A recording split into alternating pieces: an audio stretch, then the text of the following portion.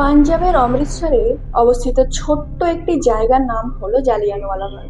British উপনিবেশের অবদানগুলোর পাশাপাশি যে কয়টি নাম তাদের অত্যাচারের কথা বিশদভাবে মনে করিয়ে দেয়, সেগুলোর মাঝে এই জালিয়ানওয়ালাবাগ একটি। এর হাত ধরেই আসে সেই সময় অসহযোগ আন্দোলন। এই ঘটনাটি বিংশ শতাব্দীর জঘন্য এক রাজনৈতিক চাল হিসেবে আখ্যায়িত হয়ে থাকে। 1919 সালের 13 এপ্রিল, পয়লা বৈশাখের ঠিক আগের দিন, ব্রিটিশদের রোলেট অ্যাক্ট এর বিরুদ্ধে গান্ধীজি তখন আন্দোলন করছেন। এই উপলক্ষে 30 মার্চ আর 6 এপ্রিল হরতালের ডাক দেন মহাত্মা গান্ধী। পাঞ্জাববাসীরা গান্ধীজির ডাকে বিপুলভাবে সাড়া দেয়। পাঞ্জাবে সেই সময় British lieutenant governor Michael O'Dwyer হরতালে হিন্দু আর মুসলিমদের সংহতি দেখে খানিকটা বিচলিত হয়ে ওঠে। ফলস্বরূপ তাই হয় যা বরাবরই ব্রিটিশরা করে এসেছে, হাজারো নিষেধাজ্ঞার মতো আরও এক নিষেধাজ্ঞা তারা জারি করে। পাঞ্জাবে মহাত্মা গান্ধীর প্রবেশ নিষিদ্ধ ঘোষণা করা হয়। অমৃতসরের দুই নেতা ডক্টর সৈফুদ্দিন আর ডক্টর সত্যপালকে অ্যারেস্ট করা হয়, আর তারা দুজনেই ছিলেন সত্যাগ্রহ আন্দোলনের প্রবক্তা। হ্যাঁ বন্ধুরা, আজকের এই ভিডিওতে আমরা আলোচনা করতে চলেছি জালিয়ানওয়ালাবাগের সেই ভয়াবহ হত্যাযজ্ঞের অজানা ইতিহাস। তাহলে চলুন আর সময় নষ্ট না করে দেখে নেওয়া যাক সেই অজানা ইতিহাস। দিনটি ছিল 10 এপ্রিল 1919। পাঞ্জাবের বেশ কিছু জায়গায় ছোটখাটো জমায়েত সৃষ্টি করা হয়, সেখানে গুলি করে ব্রিটিশ মিলিটারিরা। একই দিনে কয়েকটি ব্যাংক আর সরকারি দালানে লুট হয়। এই তাণ্ডবের আগুন ছড়িয়ে পড়ে রেল স্টেশন আর পাঞ্জাবের টাউন হলে। 5 জন ইউরোপিয়ান সহ বেশ কিছু সরকারি কর্মকর্তার সেই সময় মৃত্যু হয়। মিলিটারিরা কিন্তু হাত গুটিয়ে বসে থাকে। যেখানে তারা সুযোগ পেয়েছে, বন্দুক থেকে গুলি ছুড়েছে তারাও। আন্দোলনকারীদের মাঝে অনেকেই সেই সময় মারা যায়। এই ঘটনাগুলো মানুষের মনে জন্ম দেয় আন্দোলনের আগুন। একসাথে বেশ কিছু জায়গায় মানুষ প্রবল বিদ্বেষী হয়ে ওঠে। পরিস্থিতি নিয়ন্ত্রণের দায়িত্ব পড়ে ব্রিগেডিয়ার জেনারেল রেগনল্ড ডায়ারের ওপর। ডায়ার কাজের শুরুতেই মিটিং মিছিলে নিষেধাজ্ঞা দেয় আর নির্বিচারে মানুষ অ্যারেস্ট করার হুমকি দেয়। ডক্টর সৈফুদ্দিন আর ডক্টর সত্যপালকে অ্যারেস্ট করার ঘটনার বিরুদ্ধে আন্দোলন করতেই সাধারণ মানুষগুলো সেই সময় জালিয়ানওয়ালাবাগে অবস্থান নেয়। নিঃসন্দেহে তারা মিটিং মিছিলের ওপর নিষেধাজ্ঞার ব্যাপারে ওয়াকিবহাল ছিল না। তাছাড়া খুবই শান্তিপূর্ণভাবে পয়লা বৈশাখকে সামনে রেখে আন্দোলনের জন্য তারা জমায়েত সৃষ্টি করে। কিন্তু ডায়ার তো আর হাত গুটিয়ে বসে নেই। এক বিশাল সেনাবাহন নিয়ে ডায়ার সেখানে উপস্থিত হয় আর কোনো ধরনের ঘোষণা ছাড়াই গুলির নির্দেশ তারা দেয়। জেনারেল ডায়ারের নির্দেশে নিরীহ মানুষজনের উপর সেদিন হত্যাযজ্ঞ শুরু করা হয়। ডায়ার বাহিনী পাক্কা 10 মিনিটের মতো একটানা গুলি করতেই থাকে। হাজারের উপর মানুষ সেদিন এই গুলিতে মারা যায়। ডুবন্ত মানুষ যেমন খড়কুটো আগলে বাঁচার চেষ্টা করে, সেদিনও এই উদাহরণ দেখা গিয়েছিল। জালিয়ানওয়ালাবাগ পুরোটা ছিল 10 ফিট উঁচু দেয়ালে ঘেরা, 6 থেকে 7 একর শূন্য ভূমি। বের হওয়ার রাস্তা 5টি। সরু এই পথগুলো ঘিরে দাঁড়িয়েছিল ডায়ার বাহিনীর 50 সৈনিক। সেখানে একটি কুয়োও ছিল।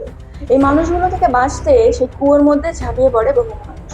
কুয়ো থেকে পরবর্তীতে প্রায় 120 জনের লাশ উদ্ধার করা হয়।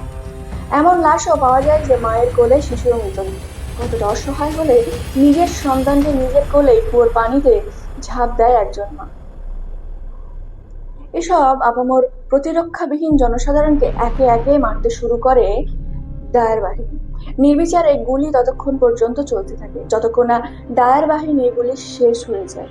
জালিয়ানওয়ালাবাগে সেদিন হাজারেরও বেশি মানুষকে নির্বিচারে গুলি করে হত্যা করা হয়। ডায়ার পরবর্তীতে স্বীকার করেছিল যে পুরো পাঞ্জাবে মানুষের মনে ভয় সৃষ্টি করাটাই ছিল তার এই হত্যাযজ্ঞের নাকি উদ্দেশ্য। এই হত্যাযজ্ঞ উপমহাদেশের মানুষের মনে ভীষণভাবে দাগ কাটে।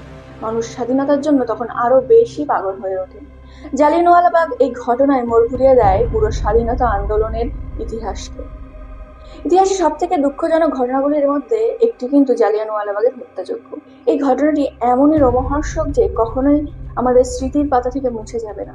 মানুষ আজও অবাক হয়ে এই ঘটনাকে মনে করবে, ইস, যদি এই ঘটনাটি না ঘটতো।